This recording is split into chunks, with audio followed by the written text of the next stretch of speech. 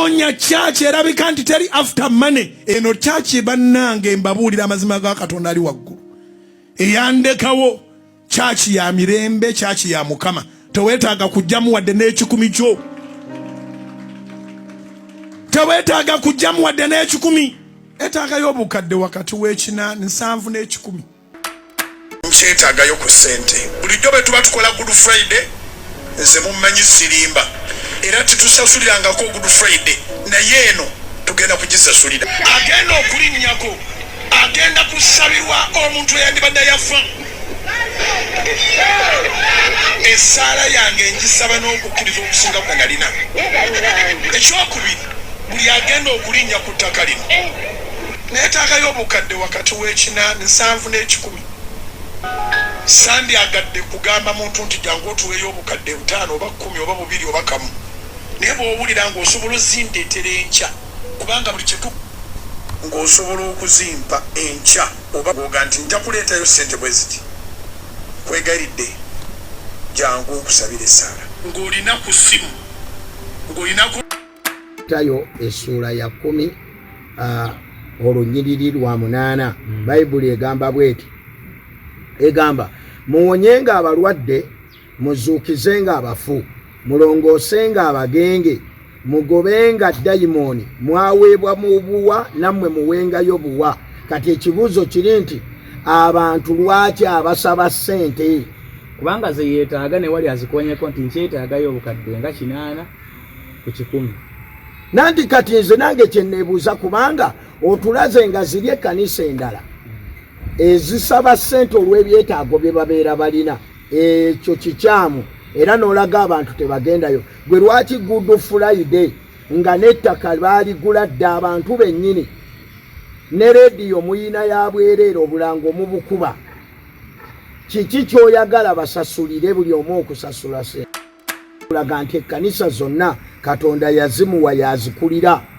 Ekkanisa zirina kukola Bujingo kyakola kwega Bujingo bw'aba yasabye ssente mu kkanisa ye. Kati ekyo kituufu. Ekkanisa endala bw'eba yeezisabye ekyo kikyamu. Olwaleero y'omu yagamba ekkanisa yonna eryemu ate akugamba nti kaakati bwe tunaaba tetuyifunye we tugenda tuule waka. Bw'eba ekkanisa eryemu Bujingo nga tolimba bantu ng'eryemu era ng'okakasa nti ekkanisa eryemu, lwaki tobagamba bagende mu makanisa amalala? Balivaayo ng'ekkanisa ewedde. Bonna tewaliiwo yalokoka ng'ayina ssente ze. Katonda abatugaseeko bugasi bantu. Kati gwe toyinza kuddira kwabo abantu Katonda baakuwadde nga ne ky'olyako ewuwo kiva mu bo. Newankubadde abamu tebalina mmotoka naye emmotoka zennyini z'ovuga era ziva mu bantu bano n'ogamba baasaamirira. Aya nagaye kaya ebweru be baasumulula Laazaalo. Omanyi waliwo ebintu bye twagala tumanye nti tulina abantu bangi. Waliwo omusajja Yesu gwe yazuukiza omuvubuka. Tetumulabangako nga yasabira abantu n'abagamba kaakati ku lunaku olwo mugenda kusasula kubanga agenda obbasabira yadde afudde n'azuukira. Yesu bwe yazuukira teyasaba ssente bantu balina kumulaba. Nze nsuubira bano be balina omusabira omukutulako omwoyo gw'okufa. Muleme kkomawo.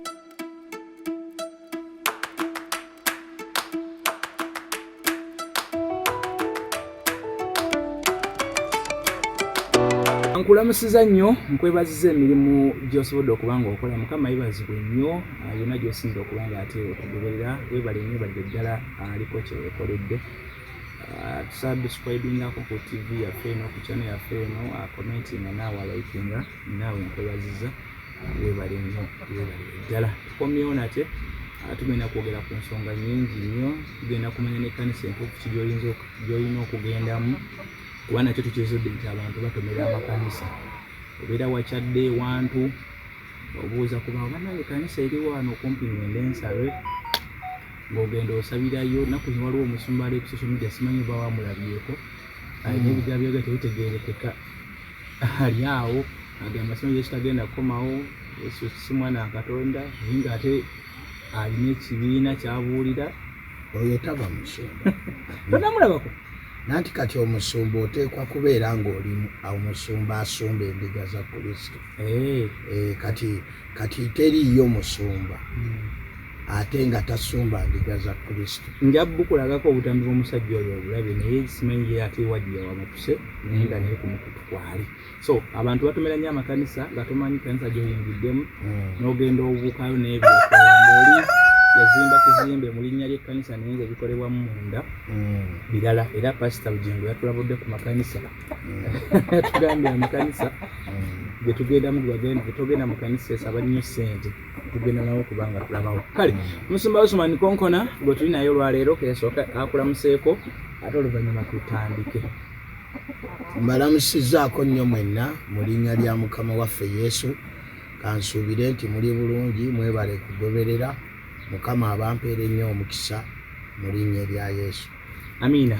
Ye musumba atweyanza nnyo okubanga mu kaseera tubeera naye musumba webale naawe okutuusirangayo akadde mu mbeera efaanaganako bwetyo. Abannaffe nyongera okubajukiza nti wano omwezi gw'omukaaga musumba agenda kubeera ne crusade gaggadde. Crusade eyo ebeeramu abamadiini abo balina engeri gye bafutyankamu ebyawandiikibwa akati mu ngeri y'okulwanisa abantu abo abavuruga ebyawandiikibwa. Musumba kino akikola buli mwaka n'ateeka wano crusade era ejja bbaawo omwezi gwa mukaaga. Kale obanga oyagala okuyingira naye mu nsonga z'obuwagizi obw'olukuŋŋaana olwo osobola okuba nga omukubira kasimu obanga oyita ku simu yange eri wakati ku 0704477363 oba musumba obawo ennamba yo oba tekiba kimu. Kisookera ddala abantu balina okumanya ebintu bya mirundi ebiri. Crusade eno erimu abanaddiini. Tuba tugezaako abantu bazuule ekituufu kyekiriwo balina okugoberera. Naye crusade eno etwetaagisa okubeera nga buli kimu weekiri ng'ebyuma, okulanga, posters, banners, kwegamba okulaba nti n'abantu balokoka. So omuntu yenna bw'abanga asazeewo okutuwagira nze nkakasa nti aba alinga ffe ababuulidde. So essimu gye bayinza okukozesa eri 0773 eyo nno teri ku WhatsApp naye ng'omuntu bw'agikuba anfuna. Naye abantu basinga nnyo okwagala ya WhatsApp naddala bali ebirwaga okukyatinga naawe. Kati eya WhatsApp eri 0711668687 naye bw'ogikuba mu kaseera kano teyitamu naye ku WhatsApp mba nkufuna. Alright, kale tubalindiridde nga muyimirira ate era n'obuweereza buno. Mu bufu bwe bumukkiriza embandibye bannaffe aba Beef Organic bano bakugu nnyo mu kujjanjaba endwadde era nga bakozesa butonde, bakozesa natural products aba ebintu bino ebya bulijjo. Bannaffe bakozesa okujjanjaba abakyala balina endwadde za UTI, abakyala bagenda mu nsonga tebavaayo, balwayo baddayo, bavaayo baddayo, ebintu ng'ebyo prostate mu basajja, ulcers oyo atawona, kuba wakawola naye wasigala olina amabwa, ebintu ng'ebyo babijjanjaba bannaffe aba Beef Organic. Basangibwa Mengaawo ku Mukasa Road. Bw'oba oyise ku kooti y'Emmengo n'okyamirako Mukasa Road kyekizimbe oluguudo then ekizimbe oba okiraba. Masaka gye bali opposite Centenary Bank ate n'Ejjinja gye bali opposite oba waali Absa Bank. Eruwero gye bali n'ebitundiro byange ebirala byonna. Oba osobodde kujja Mmengo jangu Mmengo ku Mukasa Road ojja kuba nga obasanga opposite BBS Masengere. Ojja kuba nga walaba ekizimbe ekiraba Dr. Senjoba Richard abeerawo ebbanga lyonna. Okay. Tutandikirewo musumba ebintu bingi tugenda okwogerako olwaleero.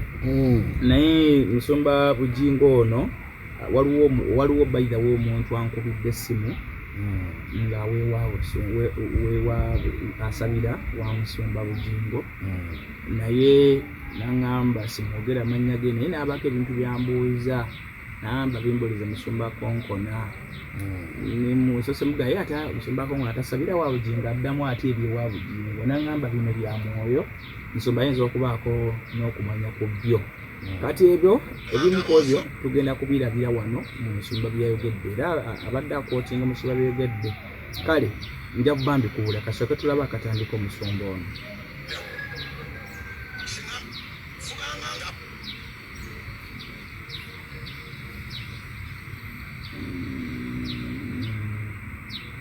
okay kale akatandika kakyekuttemu katukebeere akalala tujja kukebera akalala kubanga ntegeeza obutambi obuwerako abadde ngamba nti beewuunya ebigambo by'omusumba waabwe era ayogera kino ejjo enkya n'ayogera ekikonkana nekyayogedde ejjo tebamanyi oba omusumba bw'alisitedde oba avaako ng'enjogera y'olunaku olwaleero akootinze nnyo ku kigambo ky'essente nti musumba yabagambye bagende mu kkanisa etasaba ssente era n'alumiriza nti ye kkanisa yaabwe tesaba ssente yabadde yakamala okwogera ekyo yakyogedde leero ate byakomyewo enkya n'asaba essente ate mu kuzisaba yazisabye bubi nnyo ku mulundi guno n'okuvumaavuma n'ava ku ekyo n'agamba nti wagenda kubaawo essaala ku Good Friday n'essaala yakutunda egenda kuba yakugula ssente yagambye essaala yakugula oba buli ajja agenda kusasula okuyingira essaala kuba yagambye anaasabirwa nti kubanga omuntu agenda okukusabira ku mulundi guno ye yali awonya amasasi akatambi wekali wantu oyinza okukapuleyinga abantu nebakawulira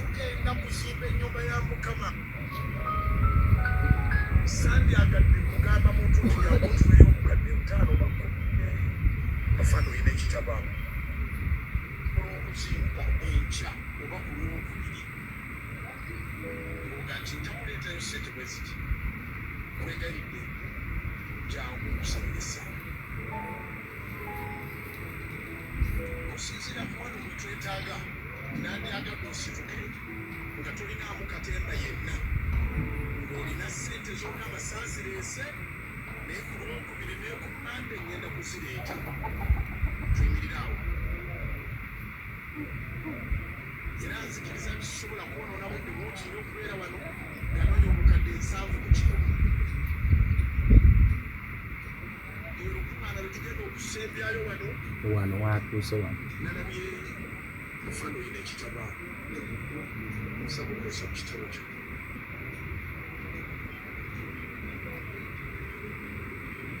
alina watuukire nagamba nti abanaasabirwa ku olwo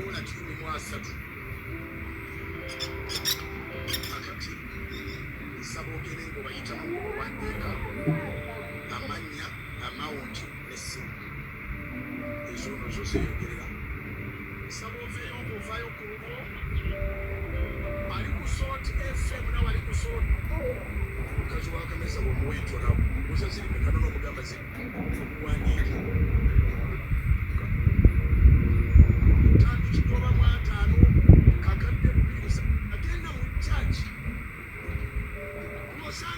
kati katutandikire ku kano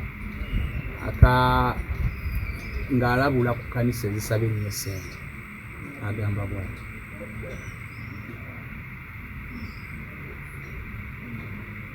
kyaki yawamu bagifunamu emitawaana noonya kyaki endala feewaka noonya kyaki endala genda mu kyaki ng'osanga nga teyeyisa bulungi noonya endala kemabulira abooluganda eneyitibwa house of prayer ekyokuba nti obamusumba Edward Kayizi bagiyita Divine Avestas Church Makinde tekitegeeza nti ezo kyaki ziri bbiri kyaki embeera ki mukama feesu omusalaba yafiira kyaki eki era n'abanyiga emiryango gy'emagombe tegali giyinza olaba eyawa mwegaana ekyanguwa eyawano mwegaana genda ewalala wano omutuufu anti kaakati ekisookera ddala bw'ebanga kyaki eryemu ate eri egaana etya ate ng'eryemu eriwa nati agambye nti ekyaki ey'akayizi n'eya Bujingo kyaki eryemu kati bw'olaba nga kyaki eyeeyo egaanye ate nga kyaki eryemu kyaki tesobola gaana wabula ffe ng'abantu ffe tulemu okutegeera kye bayita kyaki kuba yagamba nti mbundowooza zaffe ng'abantu n'ebikolebwa mu kyaki bye bigifula ebyez'enjawulo naye mu kyaki byemu naati kaakati ngenda kukuwa ekintu ekyokulabirako bw'ebanga ekyaki y'emu ate ng'oli mu kkubiriza nti kyaki eyo bw'eba egaanye evaayo kaakati ate nga kyaki y'emu alagemu eriwa olwedde eryemu olwedde ave mu ate nga yetuufu wabula nze kye nandigambye nti yandibadde agamba abantu ti singa ekkanisa eba tesimbye mu kisingi ku kigambo kya Katonda eyo si ya Yesu. Ekkanisa entuufu erina okusimba omusingi ku kigambo kya Katonda. olabira etaliiko ezo ennono bwegyoba kasita ekkanisa yonna ebeera nga tesimbye oba nnene etya ng'erina ne TV erina zirediyo naye ng'omusingi gwayo teguli ku kigambo kya Katonda eyo si ya Kristo.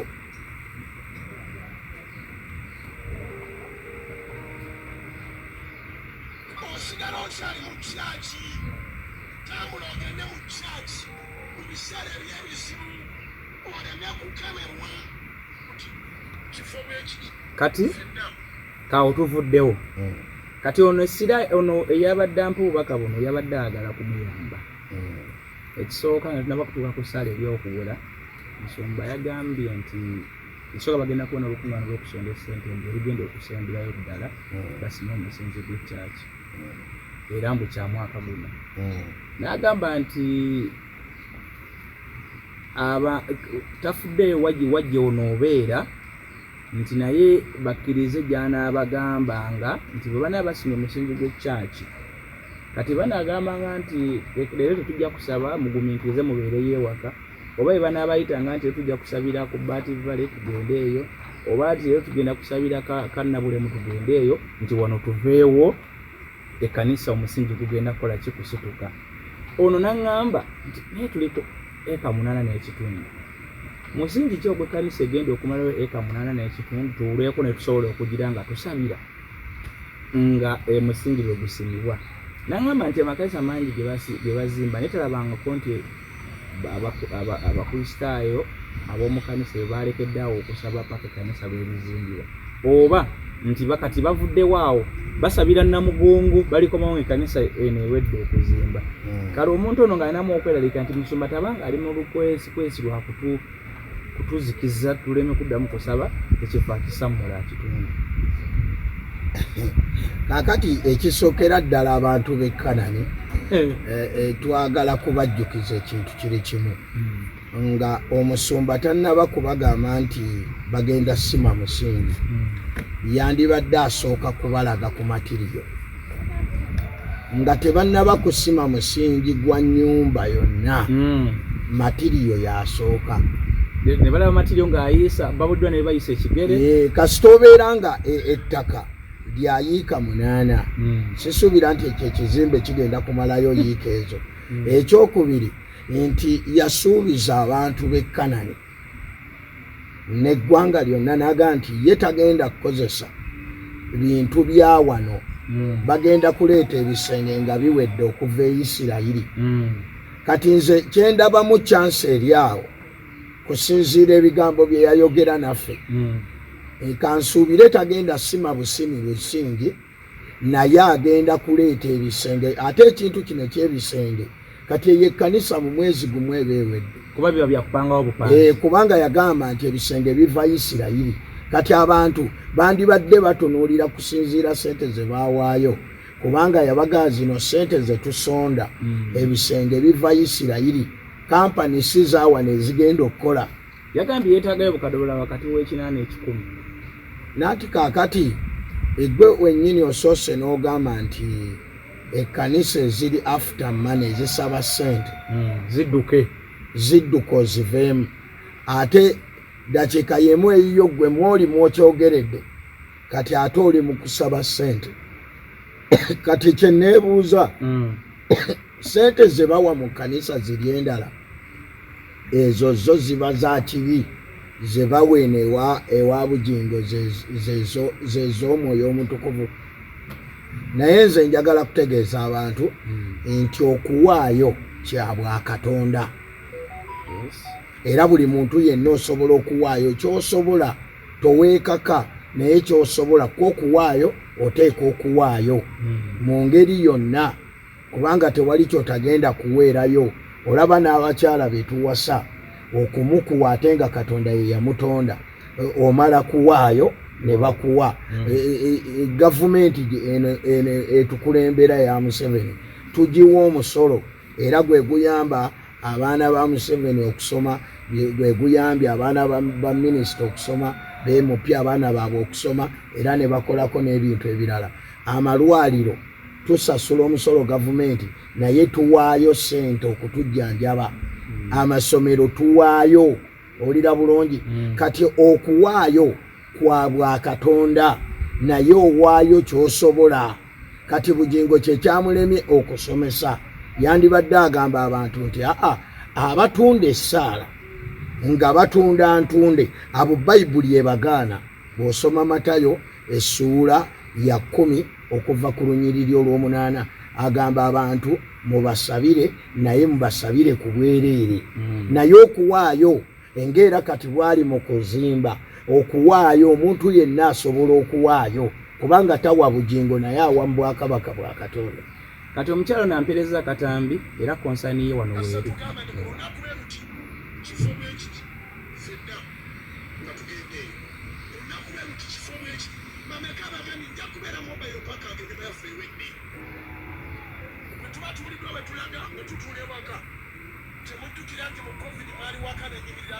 Kati ekyo endiga eno kyetidde.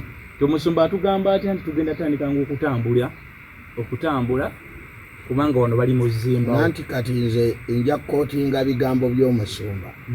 Omusumba yagamba Mukama yamutuma Kanani. Era bwe baali ku Baati Valley, si we baali basobola okukuŋŋaanya ssente, bagenda okuva ku Baati Valley nga bayina we bakola ki? Amakanda. Era ne bagula ettaka eddene. Ze mbadde nsuubira omusumba ono, abantu nno baagala nnyo nabo okulabako. Waliwo n'abaagala ositula ku bbulooka nga si waakusasula, naye abeeko kyakola. Kaakati nze nandirowoozezza kuyiika 8 atuuleko ekitundu we basobola okuŋŋaanira. Nze kyendowooza, naye kaakati bw'ogamba nti kati bwe tunaaga tugende wano olwo ng'otambula, kaakati olwo bw'onooba tobagambye nga akakonyeko nti ng'osigala ewaka. Kaakati leka nkubuulire, eyo si y'ekkanisa. Bayibuli egaa nti tukuŋŋaane ng'obutakoowa. Era koti ze n'agamba mu COVID temwabeeranga yonze saali wano. Nanti kaakati COVID taliiwo. COVID taliiwo, aleme geraageranya ku bwakabaka bwa Katonda ku COVID. Era nsuubira naye yasabako essaala COVID yaggwewo, abantu basinze Katonda. Kaakati bwe kiba nti abantu baagula yiika 8, olwaleero nga ne saaviisi yokka temalaawo yiika 8, kati asooka akakasa abantu nti ekkanisa ekizimbe kigenda kutuula ku yiika 8 kiggwereko. Abantu babulwe bayinza okuteeka kati kitegeeza nti ne matiriya abatalina wajja Musa. Naye nze nsaba abantu bandibadde bamugaa nti watugamba ebintu bigenda kuva Isirayiri, ebisenge byandibadde konteyina zitandise okujja, era okusiibula abantu ebintu byandibadde bimaze kutuuka nga babiraba. Naye abantu bw'obasuubiza omusingi, tulabyeko ebizimbe ebikoma mu misingi. Ate n'abantu bano babeera ku kyaki yabwe nga bwezimbibwa, ne sipiriti era ey'okuwaayo yeeyongera. Era ekkanisa ezisinga obungi zonna zizimbibwa nga abantu bajja ne basaba. Kati oli aŋŋambye nti musumba waffe tumutya olw'ensonga nti asooka kwetegeeka kwepripeyaringa nga aliko kyabagambye nti ebintu by'amasasi byali bigenda okubaawo. Services yasembayo okubuuliriramu yagamba nga waliwo abaagala okunkuba amasasi, waliwo batagala nyingire guno mwaka, era amasasi ne gabaawo. Kanaga nti kaatandise tugamba bino ebigambo tujja tambula, eba nakugamba nga nti twere tusabidde gindi ng'ojja, eba nakugamba nga leero tuli gindi ng'ojja. Tabanga ayagala kutujjirawo ddala Kakati nze kyenyinza okugamba kubira akasimu nti mujje musabe leero. Nze kyenyinza okugamba abantu abagoberera Bujingo oba abamukkiririzaamu ti omuntu yenna bw'ava ku musingi gw'ekigambo kya Katonda akontana n'ebigambo bye. Ffenna ekitufuula nti abantu bandyagadde batambule nga bwe tutambula kubanga tukyatambulira wano. Kati Bujingo gwe twogerako ye musajja eyakeera n'akwata Bayibuli n'azikuŋŋaanya n'azikumako omuliro ate ne bukya ne yeegaana n'agaata nnabakuzookya. Kati ye Bujingo gwe twogerako ye muntu eyakeera n'agamba okugoba omukazi ne bw'aba ayina kyakukoze toyinza kumugoba ne bwe kiba kitya ate ne bukeera n'aga nti ne bw'aba Katonda najja nnyimirira wano mu maaso siyinza kuddira tedi. Kati Bujingo abamu ndowooza abamukubira engalo obulamu obutaggwawo bwe bataagala. Bujingo yakuga nti togoba mukazi kufuna mulala ate enkeera n'aleeta omukazi nga n'omwanjula tannamwanjula ne yeebaka naye ne bukya nagga ye kati agenze kumwanjula n'abuuza ekibuuzo bannaye munansonderako naye ng'ate luli abagambye omuntu ne musonda okuva simanya katambaala bannaye ebyo si birungi ate ye n'ayimirira ku kikye n'abagamba munansondera ku mbaga yange. Kati ye Bujingo lwaki ekimutawaanya kiri wano nti Bayibuli yagivaako. Olwaleero Bayibuli Bujingo agisoma kulwanagana ne basuubira nti balabe be naye tagisoma ekyusa abantu.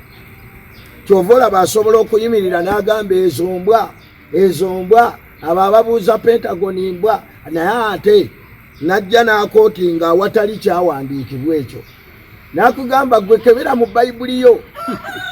Kati omuntu bw'atyo kitegeeza nti kati yeetaaga okusabirwa n'abamugoberera kubanga leka mbabuulire n'ensi tugenda givaamu gwakuŋŋaanirayo eno ensi tugenda givaamu nga ne Bujingo si kutwala mu bulamu obutaggwaawo nga naye alinza okujajingibwa. So n'olw'ensonga eyo nze nandigambye abantu bandibadde beegenderezaamuuko beegendereze kubanga abantu abamu ye yennyini yagunjawo entalo. Abasumba bannwanyisa yalwanyisa abasumba. Teri musumba alwanyisa Bujingo yennyini yerwanyisa n'ebigambo bye ye mwennyini.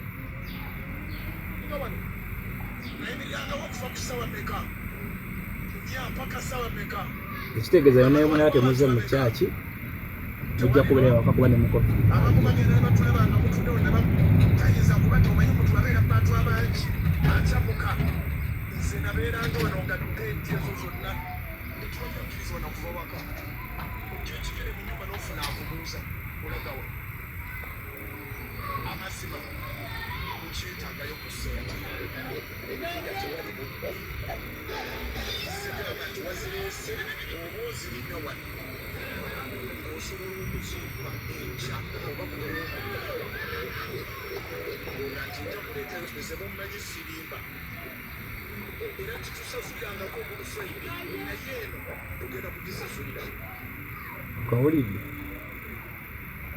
Eno Friday bagenda kugisasulira. Katukaddemu agambye ekisooka agambye mumanyi sirimba tusasulirangako ku Good Friday naye eno tugenda gisasulira.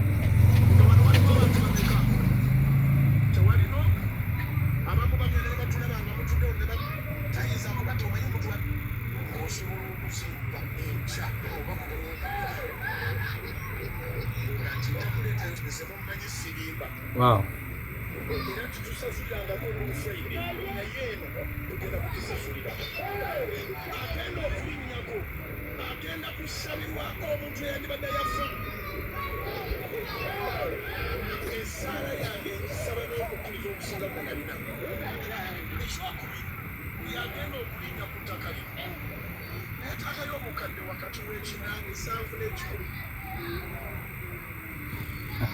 Kakati Bujingo yeetaaga kusabira kubanga nzijjukira nti omusumba Joseph Serwadda yali ategeka Namboole nga bw'omanyi Namboole ate n'empaayo yaffe mu makanisa. Osobola okulaba omuntu ng'akutte ebbaasa naye nga mulimu 10,000 n'olukumi. Abamu agireeta n'enkalu. Kaakati mu biseera ebyo ndowooza oba abantu baasasulanga 2,000 oba 5 ziyambeko okusasula ekisaawe. Bujingo yennyini yavaayo n'agamba nti kati abantu bawaayo obubbi obujjudde mu basumba, naye nga Serwadda ye yali asasula Namboole si wa Serwadda. Kati neewuunya abantu basonda ssente ne bagula ettaka, si bwe kiri? Basonda ssente ne bagula ki? Ne bagula ettaka. Ate amaze bakuŋŋaanyaamu obukadde 7 ku 100. Kati Bujingo ate lwaki Good Friday ku ttaka ery'obwereere abantu lye baagula edda ng'obakuŋŋaanyizaamu n'obukadde 7 ku 100? Obwo obukadde 7 ku 100 bwe yeetaagayo olwedde yabakuŋŋaanyaamu dda zonna ezo. Nati kati nze sifuddeeyo. Nze kyembuuza saaviisi eyo lwaki asasuza abantu ng'ate yalimirira nnyo Serwadda, era ne Serwadda ne batuuka n'ekiseera kwegamba ne bakita olw'ebigambo bye yali ayogera, kubanga waliwo ebigambo ebyogerwa naye ng'omuntu ayagala okusuula abantu, ontegeera bulungi, naye nga tagoberedde kiki ekiri emabega w'ekintu kino. Kati mbuuza, Kanani yabwereere, abantu bwe bagyesondera, era Kanani eyina ebyuma. Ng'oggyeko ekyo, Kanani eyina TV, eyina leediyo, abantu basasulira leediyo omusolo. Kaakati ssente zino zaagala okubasasuza ku Good Friday zaaki? Agamba nti agenda okukusabira yawona amasasi. Ate ng'olwedde omaze okugamba abantu tebagenda eri abasumba abali afuta mane nga kwegamba essaala bazitunda, kati lwaki ye essaala ayagala ozitunda? Kati nno Bayibuli kyeva esomesa wano mu Matayo essuula ya 10. Katutuukewo mangu nnyo twetegereze ebigambo bino, kubanga kye kintu ekiyinza okutuyamba abantu ne tutegeera Katonda waffe. Matayo essuula ya 10 olunyiriri lwa 8. Bayibuli egamba bweti, egamba muwonyenga abalwadde, muzuukizenga abafu, mulongoosenga abagenge, mugobenga dayimooni, mwaweebwa mu buwa nammwe muwengayo buwa. Kati ekibuuzo kiri nti abantu lwaki abasaba ssente? Kubanga ze yeetaaga ne wali azikonyeko nti nkyetaagayo obukadde nga 8 ku 100. Nanti kati nze nange kyenneebuuza, kubanga otulaze nga ziri ekkanisa endala ezisaba ssente olw'ebyetaago bye babeera balina, ekyo kikyamu, era n'olaga abantu tebagendayo. Gwe lwaki Good Friday nga n'ettaka baaligula dda abantu bennyini, ne leediyo muyina ya bwereere obulango mubukuba? Kiki kyoyagala basasulire buli omu okusasula ssente? Njagala kubagamba Bujingo gwaweereza si ye Kristo, kusinziira ekyawandiikibwa kino. Ali mu birala nnyo, ali mu birala. Kyova olaba nti kaakati n'ebyokwogera tabirina, akontana na kino ate najja ne kino. Kati bali lwaki bayinza okubeerawo ne bakuba engalo? Yayimirira n'abaga nti eno ekkanisa egenda kunywezebwa olwa ssaddaaka ezi eya Richard n'eyaani n'eya Yesu. Kaakati ekisooka yasoosa ya Richard.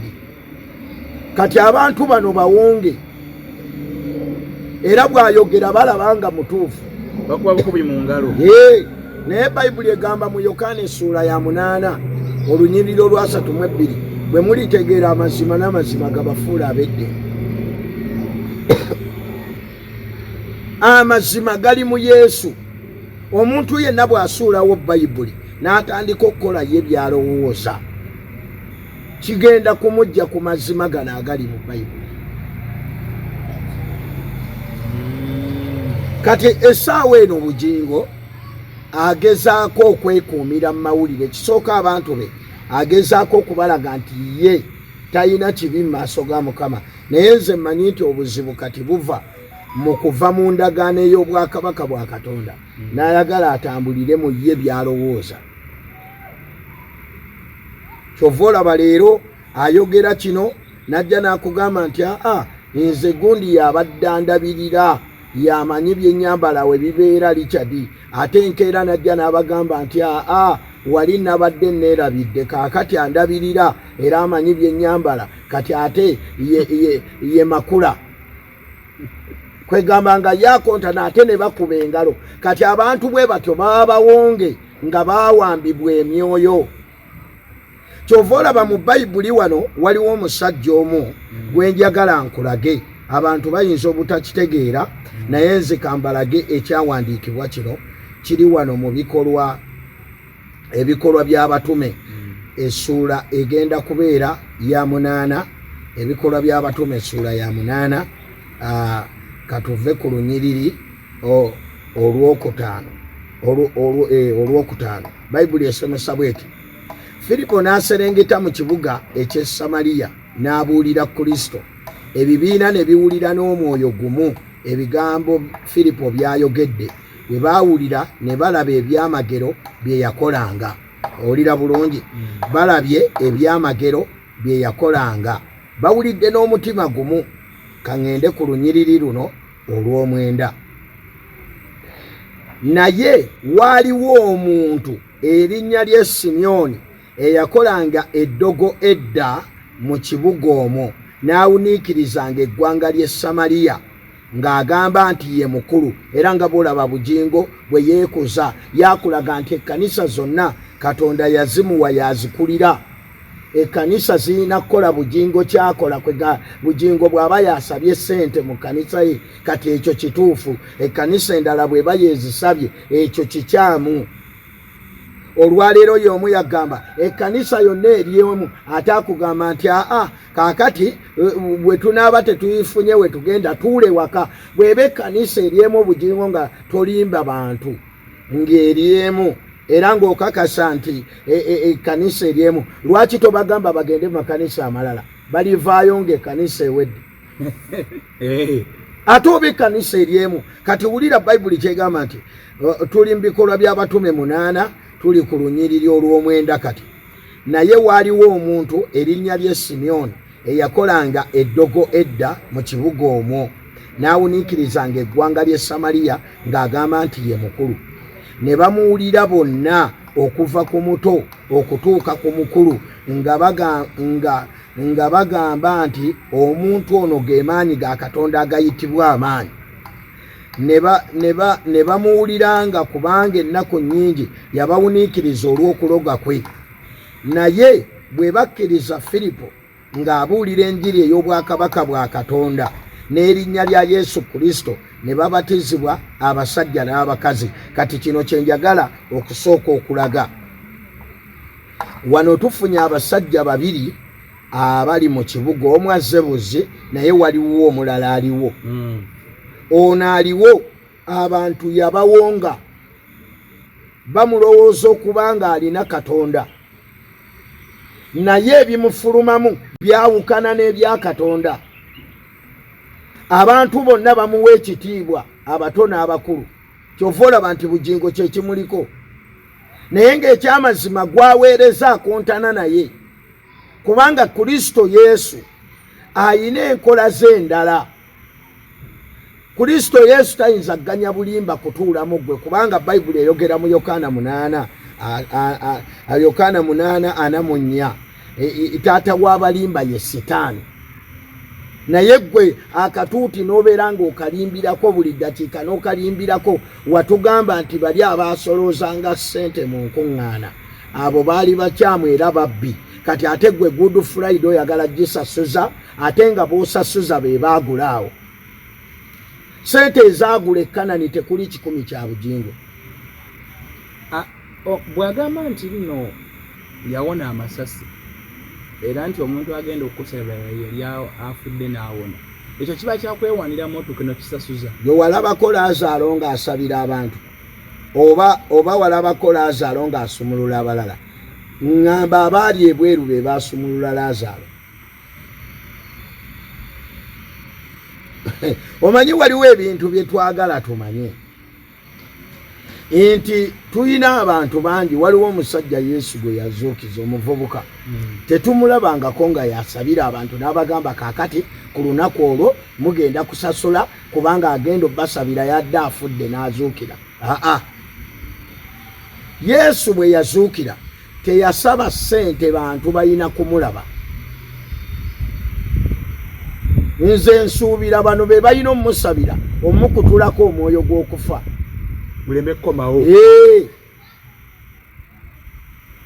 Naye leka nkubuulire buno bwonna bubeera bukujjukujju nti Bujingo bano abantu olunaku lwe banaazibuka amaaso ne bategeera nti waliyo obulamu obutaggwawo bagenda kufuluma awo omu ku omu. Ffe ebyatujja mu nzikiriza endala amadiini kwe kubanga ekyamazima kiri nti tebatambula na kigambo kya Katonda. Kaakati na bano abantu waliwo Katonda baatayagala genda mu Geyeena, era ng'olunaku lwe buli kyamaaso ne gavaako ekifo ekyo kye baabateekako bagenda kufulumayo bagende bawulire enjiri ey'obulamu nga bategedde ekituufu. Kubanga leka eno Bayibuli tekontana, enjiri yaayo nnamu, kyegaana eba ekiganye ate ne kyekkiriza eba ekikkiriza. Naye kaakati Bujingo akontana n'ebigambo bye. Olwaleero abasajja Abayisirayiri bandibadde bamaze dda okuleeta ebintu. Oba yakyusaamu puroguramu anti kaakati tosobola kukyusaamu nga ggwe kubanga ekirooto Katonda kye yamuwa ng'ebintu by'alina okukozesa birina kuva Isirayiri. Naye kyusaamu ng'alabidde kuba oba oliawo kuba juzi namulaba awalampa aba NUP nti balina puroguramu balina proposed kizimbe gye baali baalaga kye bagenda ozimba naye ne bamaliza nga tebazimbye naye nga baguzeemu buguzi bizimbe ebyali byazimbibwa edda n'abatwala sipiidi awo mwalimba abantu kimugenda zimba ebizimbe bwekiki ate mwali so ayinza okubanga naye oba yakyusizaamu kuba kati omusingi gwayogerako ogw'okusima era yandiga nti Abayisirayiri bagenda kutuuka n'omwezi bwe guti batandika okusima omusingi kaakati oba batandika okupangawo ebima byabwe. Ekisooka NUP mu byobufuzi obakubirako engalo nti tebannaba kuweza myaka giwere 5 nga bali mu byobufuzi nga NUP. Gavumenti eno etukulembera n'ekibiina kyayo ekyenYRM nga be bafuga ssente z'eggwanga ng'obuwumbi n'obuwumbi bwa ssente tubuwulira nga nti ono yabbyeyo bwe buti n'oli nabbayo bwe buti n'ono yabbye. Waliwo ne gwe nawulira nga oba ye muwanika oba yakolanga ani ow'NRM baamubbako ssente ewaka. Naye NRM teyina kizimbe tuwulira kiwulire tikiriba ekyamyaliro simanya 27 naye tekiriiwo. Kati NUP bw'ebanga esobodde nga DP yaliwo nga naffe tetunnazaalibwa teyina kitebe, UPC yonna eyina ekyayo naye ate era nakyo bw'ogenda ewala baga ekizimbe kyobote ng'omuntu. Olira bulungi amakulu nti UPC teyina kitebe kyayo. Kaakati ebibiina bingi nnyo wano nga tebirina kati NUP kyakulabirako naye ffe twagala tumanye kyekino nti nga bwe wayogera n'ogamba nti ekkanisa ezisaba ssente ezo bazeewale kati ate nga naye asabye ssente kaakati ayimirira agambe nti bannaaye nze ekkanisa eno y'emu ku ezo ze mbadde mbagamba muzeewale.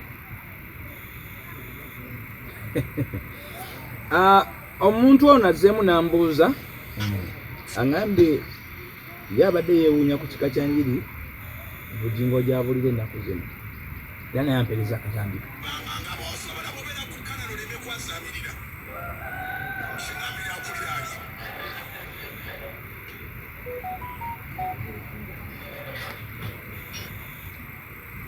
Nti omusumba okuvuma abantu yakijjawa kiri mu byawandiikibwa omusumba buli yakata akazindaalo nadda ku bantu n'avuma. Nze kyenyinza okugamba abooluganda abagezaako okutugoberera njagala mutegeere kye bayita omusumba owa Kristo n'omusumba eyeeyita. Olira bulungi. Era agamba nti ku Kanani ye yalina olukusa okuvuma. Yalina olukusa okuvuma, abasumba ba ku Kanani abato tebakkirizibwa kuvuma. Ebigambo byange bigenda kubeera nga byewuunyisa nnyo. Ekisookera ddala Bayibuli esomesa mu kitabo kino eky'Abeefeso essuula egenda kubeera yakuna katuve ku lunyiriri olwa 25. Bayibuli egamba nti mulekeraawo okulimba mwogerenga amazima. Buli muntu ne munne tulekeraawo okulimba era twogerenga amazima. Kakati ekitawaanya abooluganda abo oba muganda waffe Bujingo, amazima tegali mu ye. Munda mu ye mujjuddemu obulimba. Kati bwe muba nga mujjuddemu obulimba, tusooka ne tunoonya ani taata w'abalimba. Ne tudduka mu Bayibuli yaffe Yokaana essuula egenda kubeera ya 8 olunyiriri olwa 44. Egamba bweti, egamba kubanga Sitaani ye kitammwe era mwagala okukola ebyo kitammwe byayagala. Okuva ku lubereberye ye mutemu era tanywerera mu mazima, era ne mu ye temuliimu mazima. Bw'ayogera obulimba ayogera ebiva mu bibye, kubanga ye mulimba era ye kitaawe w'abalimba. Kati ekisooka twetegereza obubonero obuli ku Bujingo nti musajja mulimba. Kati bw'abeera nga musajja mulimba, ani amukozesa? Kubanga Yesu talimba. Kati tugenda kuddayo twetegereze Bayibuli yaffe.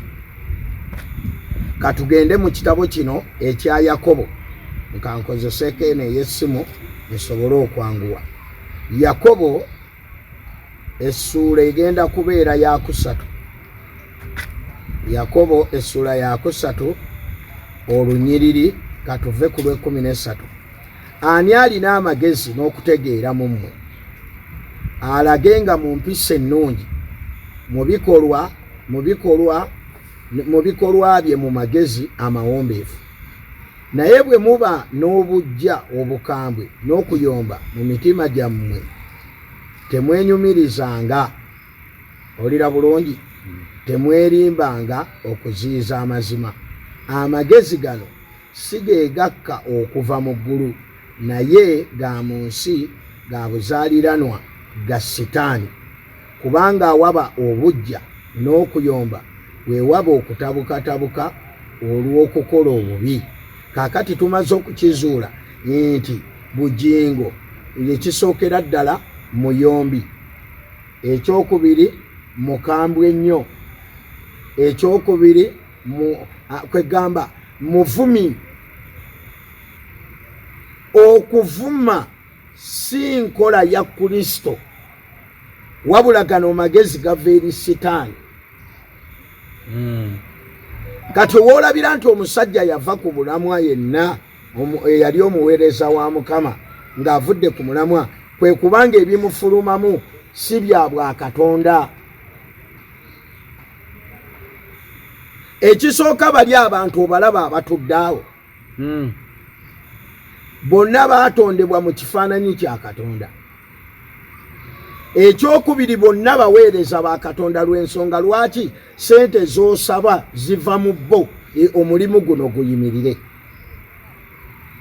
Kati bw'olowooza nti abantu abo abagenda ne banoonya sente gye bazinoonyeza mu bugubi nga balina n'abaana baabwe basoma, ne bajja ne basonda sente n'olowooza baasaamirira. Kati nno nze njagala kubagamba, omuntu bw'aba agwagwira mu mwoyo era ebibala ebimuvaamu, kankuwa ekyawandiikibwa wano weetegereze Bayibuli yaffe mu linnya erya Mukama waffe ani Yesu Kristo. Abakolinso ekisooka essuula egenda kubeera ya 6 olunyiriri katuve ku lunyiriri olw'omwenda. Bayibuli egamba bweti Bakolinso ekisooka 6 katuve ku lunyiriri olw'omwenda. Abakolinso ekisooka 6 yes katuve ku lunyiriri olw'omwenda. Bayibuli esomesa bweti oba temumanyi nga abatali batuukirivu tebaliyingira bwakabaka bwa Katonda. Temulimbibwanga abakaba newankubadde abasinza ebifaananyi abalala newankubadde abenzi newankubadde abasajja abali ebisiyaga newankubadde abeeyisa ng'abakazi newankubadde abali ebisiyaga newankubadde ababbi newankubadde ab'omululu newankubadde abatamiivu newankubadde abajerega newankubadde abavumi newankubadde abanyazi tebalisikira bwakabaka bwa Katonda. Kaakati bw'obanga omuvumi ngaffe bwe tugamba ono ali ebisiyaga oli akola bw'ati, kati leka nkubuulire ali ebisiyaga omuvumi omwenzi ali omutamiivu asinza ebifaananyi bonna tebagenda kuyingira bwakabaka bwa Katonda. Amakulu gaakyo bageyeena. Kaakati kiba kibi nnyo gwe okulowooza nti bw'obanga oli katuuti awo bano obasinga nnyo ate nga obwetaavu bw'obuweereza obwo bugenda kuva mu bantu bano. Okujjako nze ndowooza ti Bujingo atunuulira abantu bano enkuba beekuba omusana ne gubookya ku ssente ze bawaddeyo n'agamba wamma muli basiru n'agamba mwasama temubitegeera. Kati ye ndowooza ekyo kyatunuulira naye toyinza kuddira kubanga nze leka nkubulire nze ndi musumba.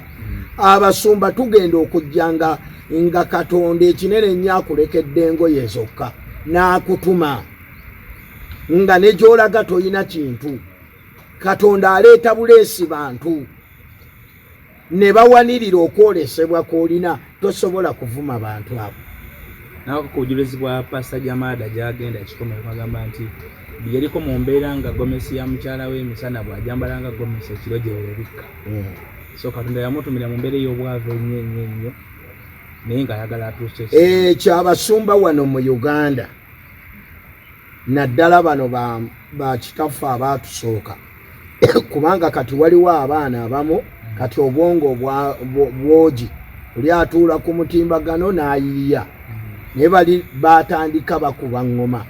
Bw'otunuulira wano Kiweweesi, Robert Kayanja, abo bonna Basenyonga, Baserwadda, nze nawulirako obujulizi ewa Serwadda nti yabuuliranga nga ne bamalaaya basitama ku mizigo kati ba Asha ne bakwata olugoye omu n'ayimirira wali pasita aleme kulaba kigenda mu maaso. Kaakati abasajja abo bonna benjogeddeko n'abalala bonna tewaliiwo yalokoka ng'ayina ssente ze. Katonda abatugaseeko bugasi bantu. Kati gwe toyinza kuddira kwabo abantu Katonda baakuwadde nga nekyolyako ewuwo kiva mu bo. Newankubadde abamu tebalina mmotoka naye emmotoka zennyini z'ovuga era ziva mu bantu bano n'ogamba baasaamirira. Aya nagaye kaya alina olukusa oluvuma taluyina.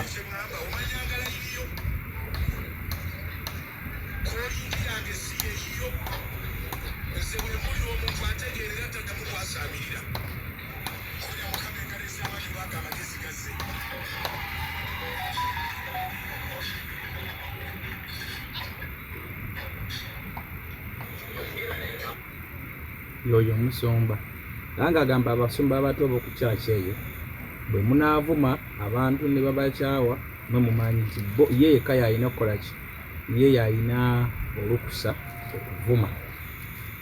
Kaakati nze kyenje nandyagadde okunnyonnyola mu nsonga eno nti Bujingo tayinaayo ggulu lirye. Ffe Bayibuli etugambye abavumi tebagenda kuyingira bwakabaka bwa Katonda. Kati wekiba nti abavumi tebagenda kuyingira bwakabaka bwa Katonda, naye yennyini nga bwagambye bali, kubanga omutima awulira nga gumulumiriza. Omanyi waliwo wootuuka n'oga nti naye ekyeŋŋambye abantu bano si kituufu. Kati n'osalawo weewolereze.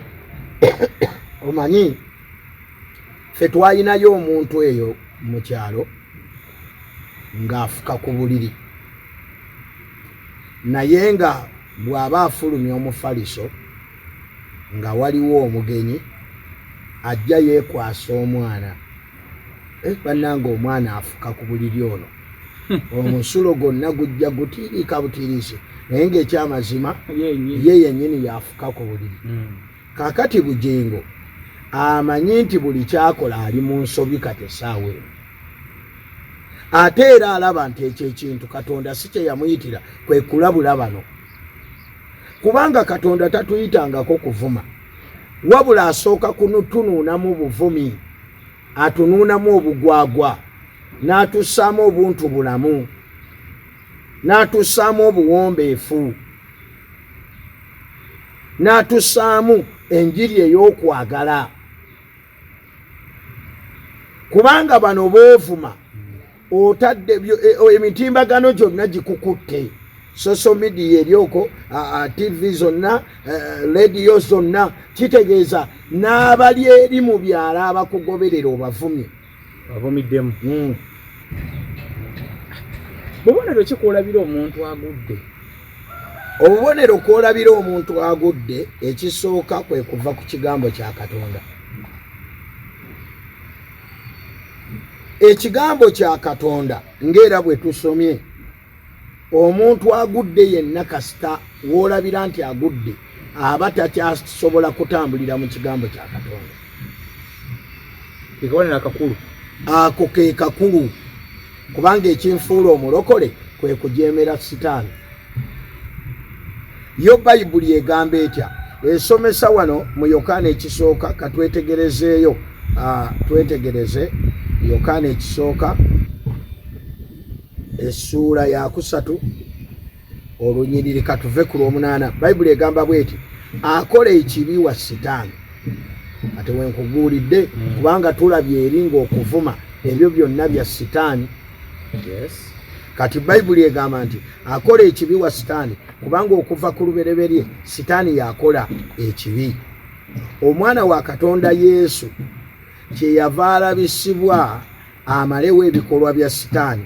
Olw'omwenda, buli muntu yenna eyazaalibwa Katonda takola kibi, kubanga ensigo ye ebeera mu ye, so tayinza kukola kibi kubanga yazaalibwa Katonda.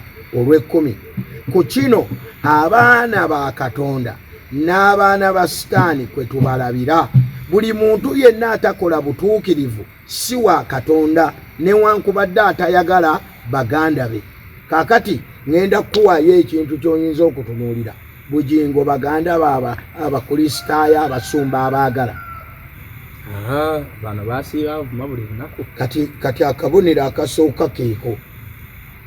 Ekyokubiri, Bujingo atambulira mu kigambo kya Katonda nga bwe kiri, kubanga kyo kiri kiriya, tekiri mu makoona. Bujingo ekibi tekimuga, ye takiinaamu buzibu okikola, akikola ate n'akyeyagaliramu.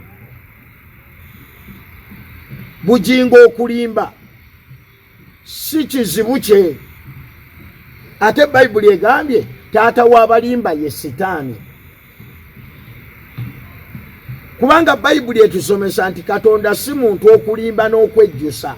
Katonda talimba. Era kyova olaba Bayibuli esomesa mu Yokaana 14:6 egamba nti Yesu ly'ekkubo n'amazima n'obulamu. Ekitegeeza eno mu Yesu waliyo amazima, ate mu mazima mulimu obulamu.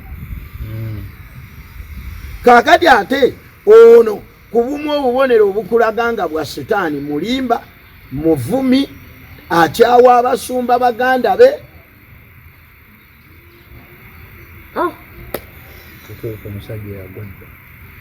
kati omuntu okudda ku mulamwa taziddayo nakwogera bwogezi weekubamu ettooki n'osoma ekigambo kya Katonda n'otereera mu layini. Samusooni yagwa n'amala ebbanga ddene nga tamanyi nti yagwa. Bamala mukuula mu maaso, Samusooni n'ategeera nti yagwa. Naye nga Samusooni agudde ng'asobola okujja n'akuba abalabe bonna, naye nga yagwa. Waliyo abantu Bayibuli abaaseerera mu bintu bino ebya Katonda naye amaani badde ngulu. Abo bangi nnyo. Dawudi yali aseereddeko naye yakomawo.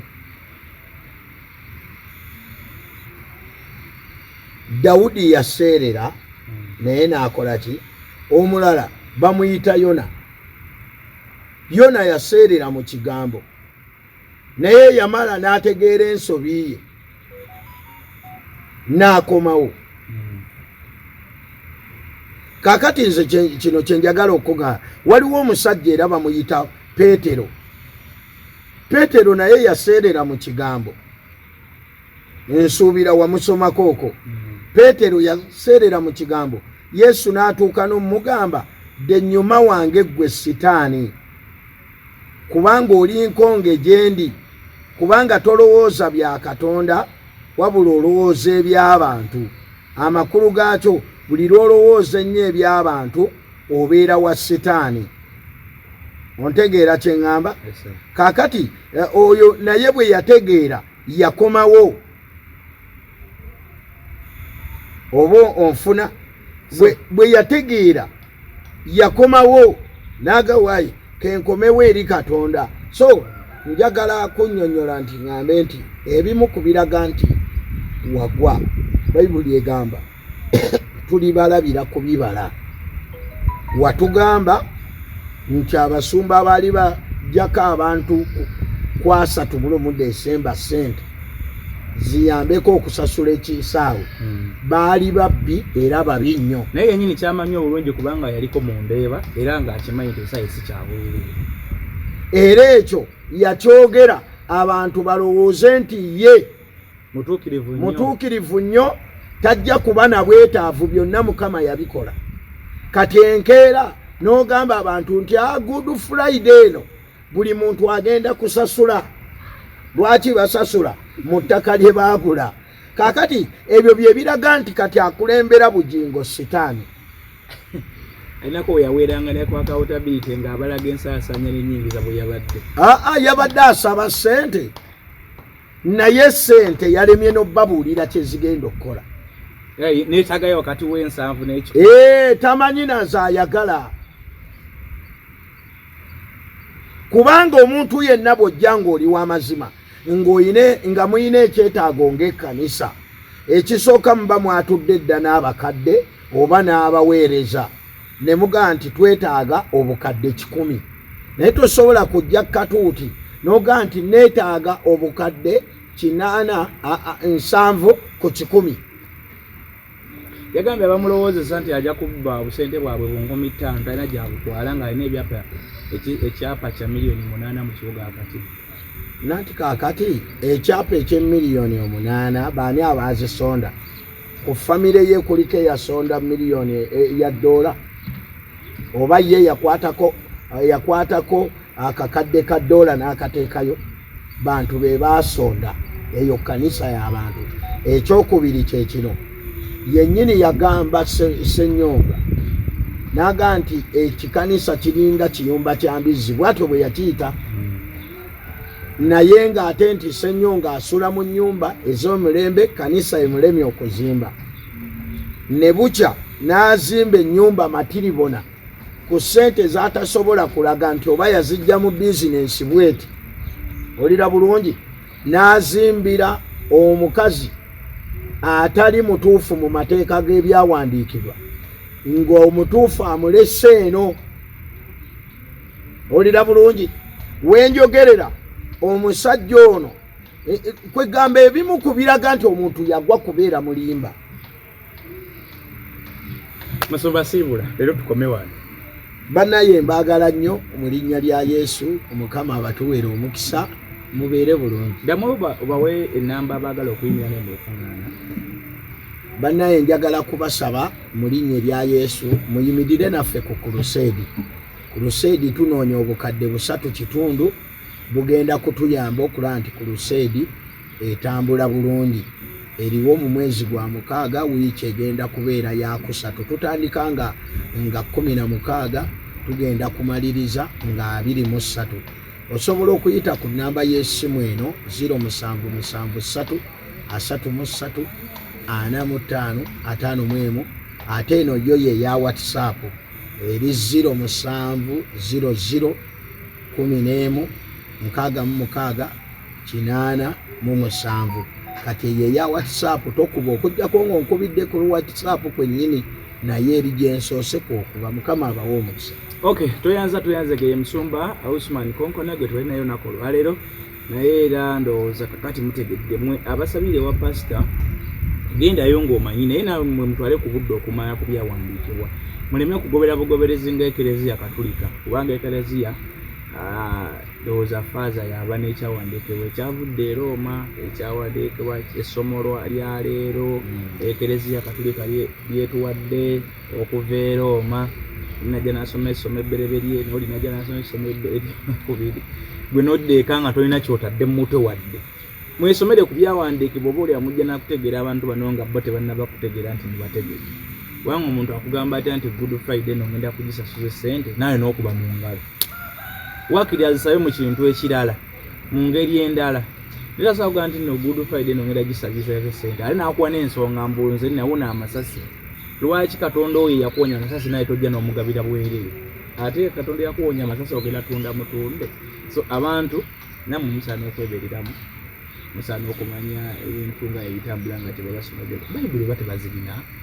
Kozi obuweereza butebukkiriza mu Bayibuli kumwaka omuliro. Musumba ekintu ekyo obuweereza kye bukkirizaamu kijja ne kikwata n'ekibiina na biki. Nanti Katonda bwakuyita oba Setaani kyakutaddemu abatudde gy'oli kibabeera. Kati singa obeera mu maka nga basabira naawe omaliriza osabira. Kisoboka abantu beewakkalana okuba nga tebakyalina Bayibuli n'okugisoma tebalina budde buzisoma. Kisoboka abantu beewakkalana okuba nga nabo kati bakkiririza mu bafumbo obw'abakazi abamu 2 3. Nanti kaakati Bayibuli bazookya kubanga omuntu ng'osoma Bayibuli omanyirawo nti wano mu kifo wendi wakyamu. Bw'oba ng'osoma Bayibuli omanyirawo nti mu kifo kye ndimu bakyamu n'ovaawo n'odduka emisinde. Kubanga omusingi gwaffe guyimiridde ku Kristo Yesu. Nga bw'otuuka luno ebyo bikolwa byawo nga tebiri mu Kristo. Kasita bitabaamu olabira ku Bayibuli. Mukama Katonda abatukuumire embere bulungi. Mwera.